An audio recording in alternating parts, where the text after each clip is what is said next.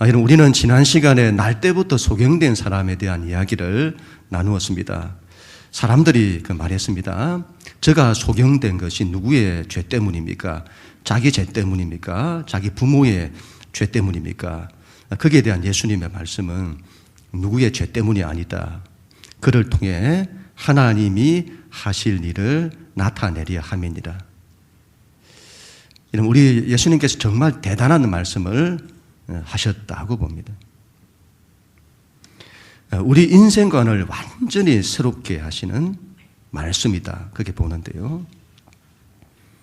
너희는 한 인간의 고통을 보면서 죄를 본다. 그러나 나는 한 인간의 고통을 보면서 하나님이 하실 일을 본다. 너희는 자신이 겪는 자기 고통을 보면서 낙심하고 좌절하고 절망한다. 그러나 나는 하나님이 하실 일을 본다. 여러분, 제가 주중에 이 말씀이 참 많이 묵상이 되었습니다. 그래, 하나님이 하실 일이 나타나는 사람이 되어야 한다. 그래야 돼. 신앙은 여러분, 신앙은 그 사람의 뛰어남에 있지 않습니다. 사람의 뛰어남이 있지 않다. 그가 얼마나 능력이 있냐, 얼마나 많이 가졌냐, 거기에 달려있지 않다. 신앙은 하나님께 달려있다. 하나님이 누구와 함께 하시느냐, 하나님이 누구를 통해서 일하시느냐에 달려있다. 하나님이 하시는 일이 나타나는 사람이 되어야 한다. 여러분, 제가 그런 마음을 참 많이 가졌습니다. 하나님이 아무런 일을 하시지 않는 사람, 하나님이 아무런 일을 하시지 않는 교회가 되면 안 됩니다. 하나님이 하시는 일이 우리를 통해서 나타나는 사람이 되어야 합니다. 그런 믿음을 가져야 합니다. 하나님이 하시는 일이 날 때부터 소경된 사람에게 나타났습니다. 예수님께서 그 사람에게 빛을 주셨습니다. 온통 그의 인생에 어둠밖에 없었는데 빛을 보게 되었습니다. 정말 엄청난 일이 일어나게 된 거죠. 예수님께서 나는 세상의 빛이다 그렇게 말씀하셨는데 그 일이, 그 말씀이 그 사람을 통해서 나타나게 된 것입니다. 오늘은 여기에 대한 예수님의 이 일에 대한 사람들의 반응이 되겠습니다. 우리 하나님 말씀 13절 14절 말씀 우리 같이 읽습니다. 시작. 그들이 전에 맹인되었던 사람을 데리고 바리새인에게 갔더라. 예수께서 진흙을 이겨 눈을 뜨게 하신 날은 안식일이나. 소경이 눈을 뜬 이 사건이 엄청난 이슈가 되었던 것 같습니다. 그것도 여러분 날 때부터 소경된 사람이 눈을 뜨게 된 거잖아요. 대체 이게 무슨 일이냐? 어떻게 이런 일이 일어날 수 있냐? 그런 반응이 있었는가 하면 또 어떤 사람들은 그 사람이 눈을 떴냐, 눈을 안 떴냐에 별로 관심이 없습니다. 그 일이 안식일에 일어난 거예요. 안식일에는 이런 밀가루를 반죽하면 안 되죠. 그런데 예수님이 진흙을 이기는 일을 하신 겁니다. 예수님이 안식일을 어겼다고 하는 거죠. 이 두 가지 딜레마, 어떻게 이런 일이 일어날 수 있냐? 제가 안식일을 어겼다고 하는 이 두 가지 딜레마를 어떻게 해결하냐? 사람들이 바리새인들을 찾아갑니다. 당시로 하면 종교 전문가들을 찾아간 거죠. 그럼 지금의 시대는 전문가의 시대입니다. 전문적으로 아는 것이 힘인 시대입니다. 우리는 전문가를 의존합니다. 문제는 전문가의 말을 하나님보다 더 의존하는 데 있습니다. 이런 그 문제를 가지고 예수님께로 가야 하는데 종교 전문가에게 간 겁니다. 이런 전문성을 무시하라는 것이 아닙니다. 문제는 전문가를 하나님보다 더 의지하는 데 있습니다. 세상에 얼마나 많은 여러분 종교들이 있습니까? 얼마나 많은 종교 전문가들이 있습니까? 그런데 여러분 잘 보세요. 진리의 관점에서 바라보면 그게 진리가 아니라면 온 세상이 따르고 있는 그 종교들, 그건 지적 사기일 수 있습니다. 지금을 포스트 모던 시대라고 하잖아요. 정확하게 말하면 포스트 모던의 시대가 지나가고 있습니다. 절대성을 해체하고 모든 것을 상대화시킨 포스트 모던. 온 세상의 학자들이, 전문가들이 그걸 말했죠. 온 세상이 거기에 열광했습니다. 그 전 세계를 휩쓸었던 그 포스트 모던이 그 모순성으로 이제 종말을 고하고 있는 겁니다. 제가 지난 주중에 책 한 권을 구입을 했는데요. 미셀 푸코와 주디스 버틀러의 황혼이라는 책입니다. 철학계의 슈퍼스타라고 하죠. 철학에 있어서 전 세계 최고 전문가인 미셀 푸코와 젠더 운동을 일으켰던 주디스 버틀러라고 하는 이 두 사람, 전 세계 젠더 운동, 젠더 이데올로기를 전파했던 거죠. 인간의 성을 정치화했던 사람들입니다. 요즘은 남성, 여성이라는 말을 잘 사용하지 않으려고 하잖아요. 젠더라고 해요. 그래서 젠더라고 말하면 더 앞서가고 더 지적이고 더 전문적인 것으로 이해를 합니다. 그런데 여러분, 지금 유럽에서 젠더가 학문성을 인정받지 못하고 그 황혼을 맞이하고 있다는 겁니다. 우리나라만 젠더 하는데 유럽에서는 이미 젠더 운동이 지나가고 있다. 이건 지적 사기다. 이렇게 결론이 나는 겁니다. 여러분, 전문가의 말을 무시하는 것이 아닙니다. 그들의 말이 틀릴 수 있다는 거죠. 그래서 여러분, 전문가는 겸손해야 합니다. 자기가 틀릴 수 있다는. 그래서 먼저 하나님을 의존해야 합니다. 그리고 나머지가 뒤에 따라와야 합니다. 어떻게 여러분, 날 때부터 소경된 사람이 눈을 뜨게 된 이 엄청난 사건이 일어났는데 어떻게 그 문제를 가지고 예수를 찾아가서 물어보는 것이 아니라 종교 전문가를 찾아가서 물어보다니요. 우리의 인생이 잘못되면 세상의 전문가주의에 빠질 수 있습니다. 우리를 보세요. 세상의 문화와 문명의 전문성과 화려함에 마음을 빼앗기고 있잖아요. 하나님께 우리가 매혹을 당해야 하는데 세상의 화려함에 매혹당하는 우리들이잖아요. 기술 문명의 화려함이 주는 세상에 열광하는 우리들이잖아요.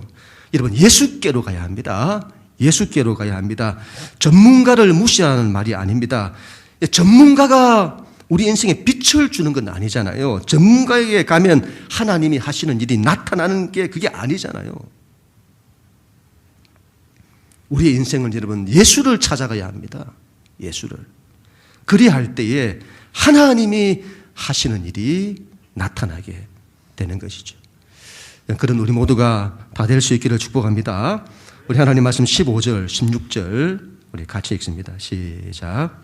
그러므로 바리새인들도 그가 어떻게 보게 되었는지를 물으니 이르되 그 사람이 진흙을 내 눈에 바르매 내가 씻고 보나이다 하니 바리새인 중에 어떤 사람은 말하되 이 사람이 안식일을 지키지 아니하니 하나님께로부터 온 자가 아니라 하며 어떤 사람은 말하되 죄인으로서 어떻게 이러한 표적을 행하겠느냐 하여 그들 중에 분쟁이 있었더니 바리새인이 묻습니다. 그 소경되었던 사람에게 너가 어떻게 보게 되었느냐 물어본 거죠. 이 바리새인들 사이에서도 의견이 둘로 나누어지는 걸 볼 수가 있는데, 그러나 그 바리새인들의 주된 관심은 예수가 안식일을 어긴 죄인이라는 거죠. 예수님은 하나님께로부터 왔습니다. 예수님께서는 하나님이 하시는 일을 소경에게 나타냈습니다. 그런데 여러분, 바리새인들이 그걸 전혀 반대로 보는 거죠. 그게 하나님이 하신 일이 아니라고 하고 죄를 지었다고 하는 거예요. 소경을 눈뜨게 한 그 예수를 죄를 지었다고 하는 거죠. 죄인이다. 여러분, 어떻게 이런 말도 안 되는 일이 일어나는 것일까요? 하나님을 믿는다는 유대인들에게서. 그래서 신앙은 율법주의를 조심해야 합니다. 당시 유대교가 율법주의잖아요. 율법주의인데, 율법은 여러분 하나님이 주신 법이기 때문에 굉장히 귀한 겁니다. 문제는 율법주의입니다.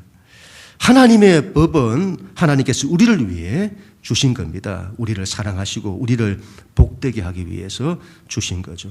안식일 법, 이걸 왜 주셨냐?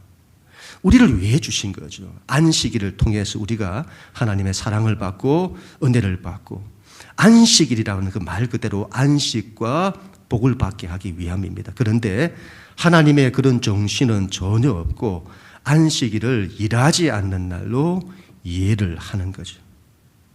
소경이 눈을 뜬 거예요.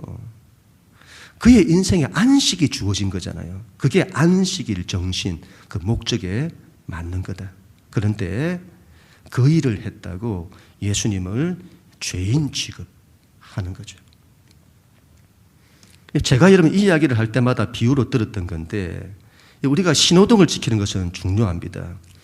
왜 신호등을 지켜야 하죠?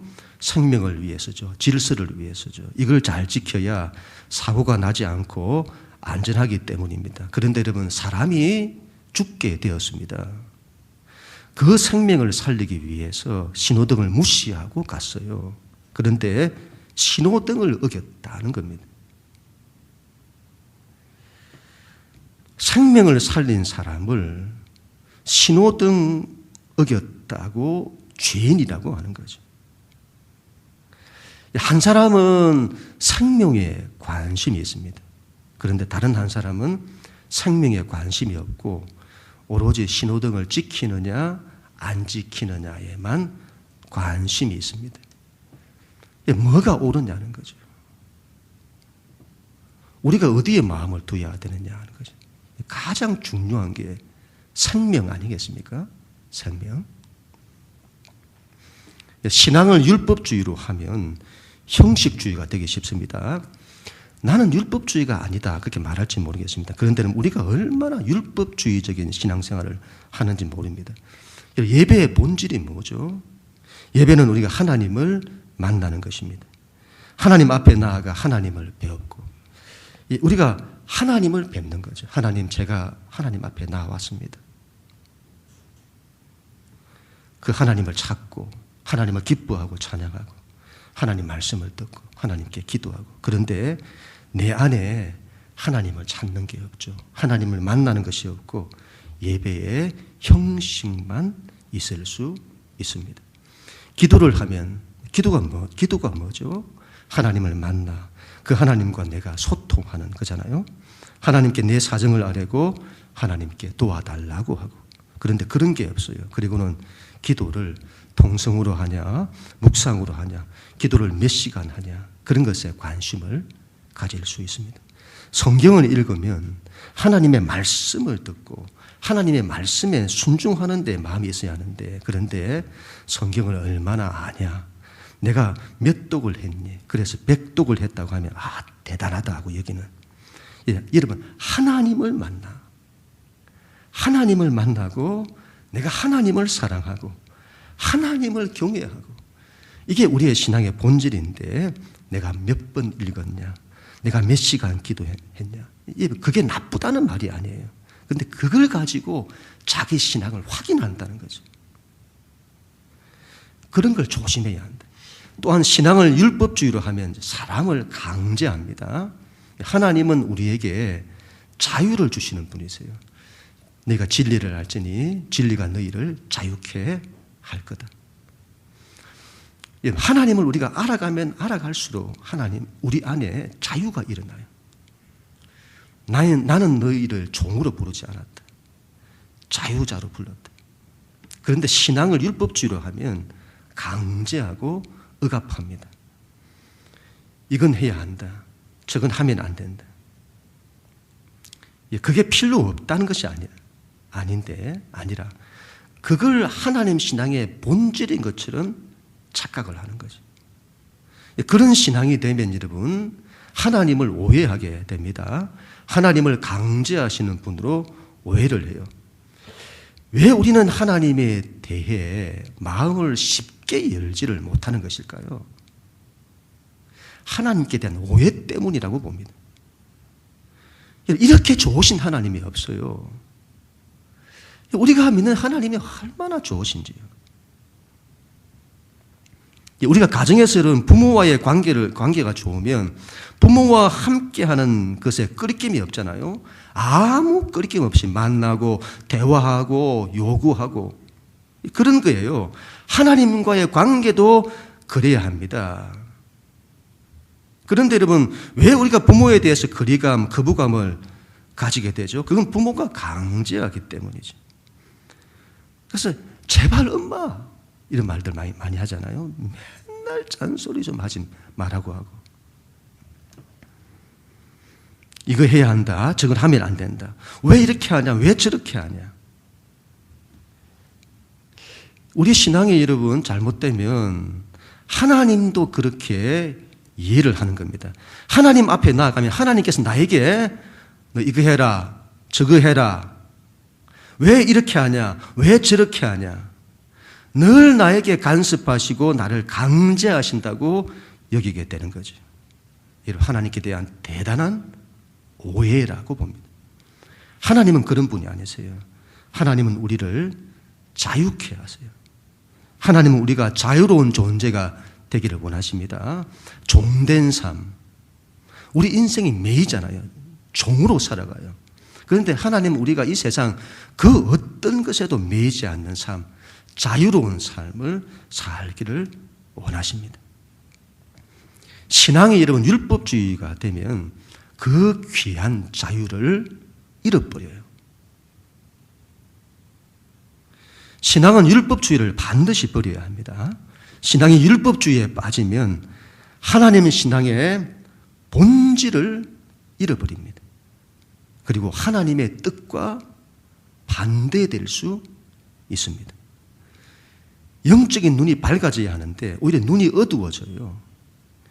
영적인 눈이 흐려져서 영적으로 바른 걸 보지 못하는 소경됩니다. 거기서부터 모든 문제들이 다 일어나게 되는 것이죠. 우리 하나님 말씀 17절 같이 읽습니다. 시작. 이에 맹인되었던 자에게 다시 묻되 그 사람이 내 눈을 뜨게 하였으니 너는 그를 어떠한 사람이라 하느냐. 대답하되 선지자니이다 하니. 아멘.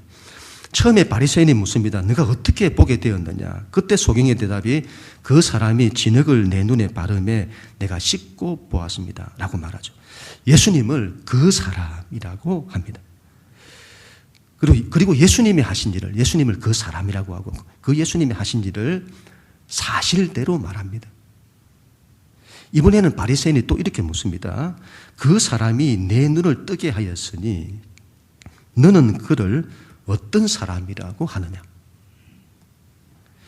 지금까지 소경은 예수님에 대해서 생각을 별로 깊이 안 해봤던 것 같아요. 단지 자기가 눈을 뜬 것에만 관심이 있었던 것 같습니다. 여러분, 그럴 거잖아요. 날 때부터 평생에 보지를 못했는데 여러분, 이 눈이 뜨인 거예요. 난리가 나지 않았겠습니까? 이 사람은 예수님에 대해서 자기가 눈 뜬 것에서 엄청난 이게 감격이 일어나고 놀라고, 그리고 자기를 눈뜨게 한 그 예수라는 사람이 자기를 눈뜨게 했다고 하는 그 사실에만 관심이 있었던 것 같습니다. 그런데 여러분, 너는 그를 어떤 사람이라고 하느냐는 이 질문에 예수님이 어떤 분이신지를 생각했던 것 같아요. 생각을 해보니까 구약의 엘리야나 엘리사와 같은 선지자인 겁니다. 그래서 말하죠. 선지자입니다. 앞에서는 사실에 관심이 있었다면 이제는 그분을 고백하는 겁니다. 정말 재미난 것은 이 사람의 주님에 대한 고백이 점점 더 발전한다는 거예요. 사마리아 수가성의 여자에 대한 우리가 이야기했었잖아요. 여자가 고백을 하잖아요. 주여, 선지자이십니다. 그리고 나중에는 어떻게 하죠? 보라, 동네 사람들이 가서는 보라, 저가 그리스도가 아니냐. 그렇게 말하죠. 그렇게 고백하는 거죠. 이 사람도, 이 소경되었던 사람도 주님에 대한 고백을 그렇게 하는 겁니다. 그 고백이 발전되어 가는 거죠. 여러분, 날 때부터 소경된 사람이 눈 뜬 이 사건이 요한복음에서 6번째 표적이라고 하잖아요. 표적이라고 하는 것은 이 사건의 핵심이 기적에 있는 것이 아니라 그 기적을 이룬 예수님이 어떤 분이신지 그게 핵심이 있다. 그게 중요하다고 했잖아요. 오병이어 표적을 통해서 예수님의 생명의 떡이시다. 그 핵심이 있는 것처럼 오늘 사건을 통해서는 예수님이 세상의 빛이시다. 예수님은 우리 인생에 빛을 주시는 세상의 빛이시다. 그걸 아는 게 중요하다는 겁니다. 예수님께서 베드로에게 묻잖아요. 너희는 나를 누구라 하느냐? 그때 베드로가 주는 그리스도시요 살아계신 하나님의 아들이십니다.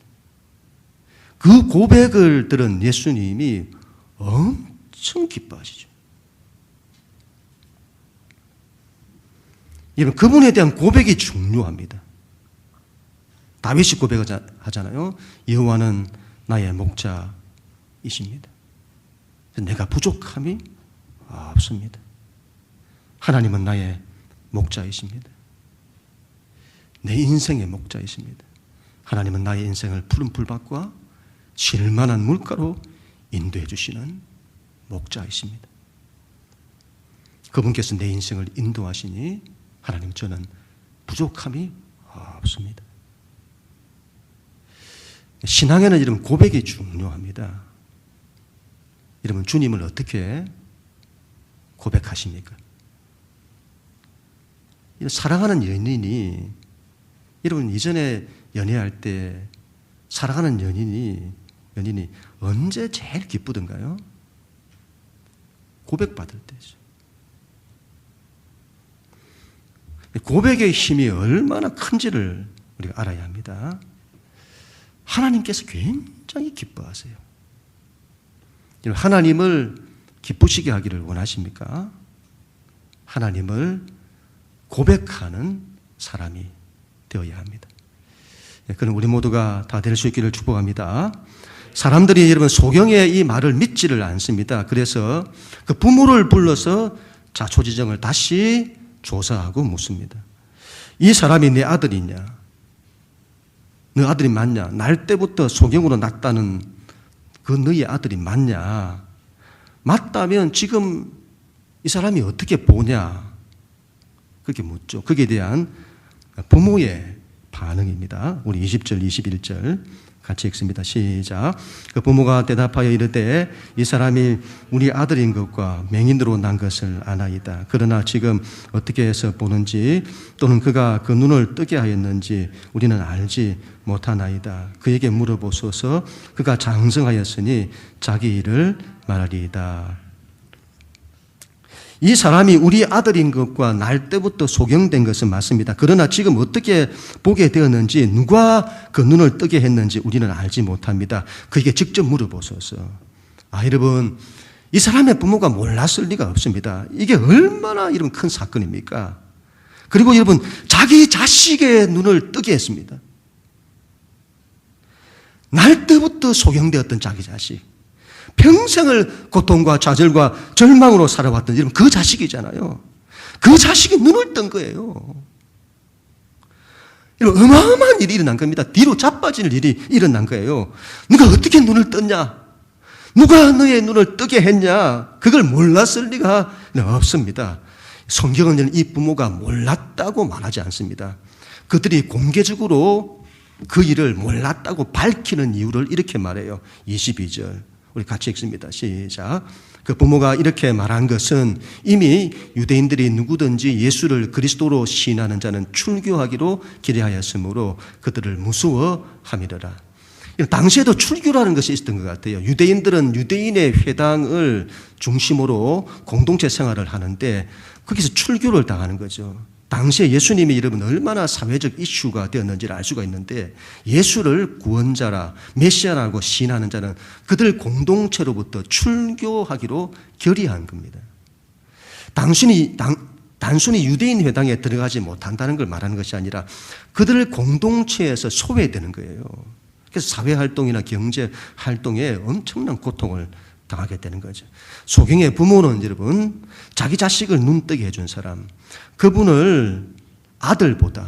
아들은 눈이 보이지 않아서 더 몰랐을 수 있죠. 그 아들보다 더 잘 이해했을지도 모릅니다. 자식을 고쳐준 사람, 그분이 누구인지, 그분이 그리스도가 아닐까? 누구보다 알았을 사람입니다. 그런데 고백하지 못합니다. 두려움 때문이죠.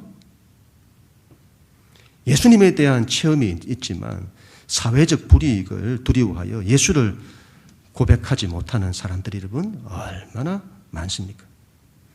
직장 생활을 하면서 내가 예수 믿는 사람이라는 것을 밝히 끓이는 사람들이 얼마나 많습니까? 이 이유 때문 아닐까요? 내가 예수 믿는 사람이라고 하면 소외될까 봐 식사할 때 기도도 못 하잖아요. 왜 기도 안 하냐고 하면 기도했다고. 언제? 숟가락 들면서 기도했다는 거죠.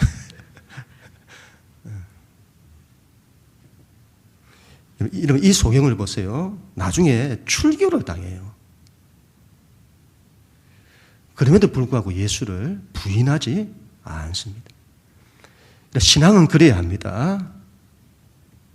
우리를 어떻게 사랑하신 하나님이신데 우리를 살리기 위해 당신의 목숨까지 주신 분이신데 우리가 그분을 모른 채 하다니요. 그분을 밝히기를 꺼려 하다니요. 그럴 수는 없는 겁니다. 그렇게 하면 이건 배신입니다. 배신. 신앙은 세상을 두려워하지 않아야 합니다. 왜 예수 믿는 것이 부끄러움이 되어야 합니까? 왜 예수 믿는 것이 숨겨야 할 일입니까? 여러분, 그건 당당한 겁니다. 그건 우리의 자랑입니다. 예수 믿는 것을 부끄러워하지 않고 당당히 밝히고 자랑하는 우리가 되어야 합니다. 그런 우리 모두가 다 될 수 있기를 다시 한번 축복합니다. 우리 마지막으로 24절, 25절 같이 읽습니다. 시작. 이에 그들이 맹인이었던 사람을 두 번째 불러 이르되 너는 하나님께 영광을 돌리라. 우리는 이 사람이 죄인인 줄 아노라. 대답하되 그가 죄인인지 내가 알지 못하나 한 가지 아는 것은 내가 맹인으로 있다가 지금 보는 그것이니라. 아멘. 부모를 만나도 별로 성과가 없자 그들이 다시 소경을 부릅니다. 그리고 이번에는 협박을 해요. 너는 하나님께 영광을 돌리라. 이 사람은 죄인인 줄 아노라. 그걸 신하라 이 말이죠. 여러분, 그들은 결론을 이미 정해놨습니다. 예수는 죄인이라고. 그리고 그 답을 듣기를 원하죠. 그 답을 안 하니까 집요하게 그 사람을 닥달하고 있는 거죠. 그때 소경이 이렇게 말합니다. 저는 그분이 죄인인 줄 알지 못합니다. 여러분, 그냥 넘길 수 있지만 이 말은 쉽지 않은 말입니다. 지금 바리새인들이 노골적으로 협박하고 있잖아요. 그럼에도 그는 두려워하지 않습니다. 담대히 말하죠. 내가 아는 것은 오직 한 가지입니다. 내가 소경이었는데 지금 보는 것입니다. 이 말은 앞에서 말했던 단순한 사실을 말한 것과 다릅니다. 예수님을 증거하는 거예요. 그분이 자기에게 행하신, 하나님이 자기에게 행하신 일을 증거하는 거죠. 내가 아는 것은 오직 한 가지입니다. 그분이 나를 보게 하셨습니다. 그분이 나를 사랑하셨습니다. 그분이 나를 찾아오셨습니다. 그분이 내 눈을 만지셨습니다. 그분이 나를 실로암으로 보내셨습니다. 그리고 내 눈을 뜨게 해 주셨습니다. 그걸 증거하는 거죠. 찬송가 여러분, 어메이징 그레이스가 있잖아요. 너무도 유명한 찬송가. 나 같은 죄인 살리시. 주 은혜 놀라워. 잃었던 생명 찾았고 광명을 얻었네. 빛을 얻었네. 어둠에서 빛을 얻은 이 소경의 고백을 담고 있는 찬송입니다. 소경은 그 주님의 은혜를 증거하는 겁니다. 우리의 신앙은 하나님 앞에서 홀로 서야 합니다. 우리의 신앙이 잘못되면 군중 속에 묻혀갈 수 있습니다. 물론 여러분 신앙에서 공동체성이 중요합니다. 그러나 신앙의 출발은 언제나 단독자입니다. 하나님 앞에 홀로 서야 합니다. 하나님을 홀로 만나야 합니다. 여러분, 나를 사랑하시는 하나님, 나를 찾아오시는 하나님, 나를 아시는 하나님을 만나야 합니다. 영식아, 내가 너를 안다. 내가 너의 아픔을 안다. 내가 뭘 원하냐? 일어나 너의 자리를 들고 걸어가라. 그분이 여러분 나를 만지시는 거죠. 내 눈을 만지시고 내 마음을 만지시고 내 약함을 만지시는 겁니다. 내 약한 손을 잡아주시고 나를 안아주시고 나를 세워주시는 주님이신 거죠. 하나님은 우리의 하나님입니다. 그러나 신앙의 출발은 우리가 아니라 나의 하나님에서 출발해야 합니다. 그리고 우리도 나아가야 합니다. 이런 소경의 정거는 이것뿐만이 아니에요. 나머지 부분은 우리가 다음 시간에 좀 나누도록 하겠는데요.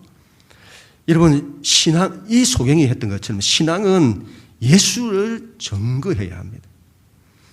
예수님께서 나를 통해 나타내신 하나님의 일을 증거해야 합니다.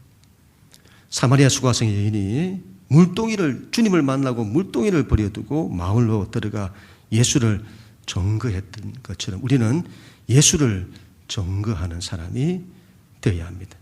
하나님이 나에게 하신 일을 증거하는, 하나님이 나에게 하신 일을 간증하는 사람이 되어야 합니다. 결론을 맺습니다. 여러분, 이 사람이 소경된 것이 누구의 죄 때문입니까? 누구의 죄도 아니다. 저를 통해 하나님이 하실 일을 나타내려 하십니다. 하나님, 나는 왜 이렇습니까? 나는 왜 이 모양입니까? 나의 약함 때문에, 나의 못남 때문에 때로는 낙심하거나 좌절할 때가 얼마나 많습니까? 그렇게 하지 마시고 예수님이 바라보셨던 것처럼 나를 통해, 그런 때에 나를 통해 이루실 하나님의 일을 바라보십시다. 나를 통해 하나님의 하실 일이 나타나기를 간절히 사모하십시다. 거기에 대한 믿음이 있어야 합니다. 여러분, 나를 사랑하시는 하나님이십니다. 나를 위하시는 하나님이십니다. 그 하나님이심을 믿고 믿음으로 일었을 때에 하나님께서 나를 통해 하나님이 하시는 일을 나타내시는 거죠. 그 일을 사모하고 그리고 그런 믿음의 삶을 살고 그 일을 간증하는 사람이 되십시다. 지금까지 그런 게 없었다면 낙심하지 마십시다. 지금부터라도 그렇게 되십시다. 나를 통해, 내 가정을 통해, 내 교회를 통해 하나님이 하실 일이 나타나는 그런 간증이 넘치는 사람이 되어야 되겠습니다. 그런 우리 모두가 다 될 수 있기를 주님 이름으로 간절히 축원합니다.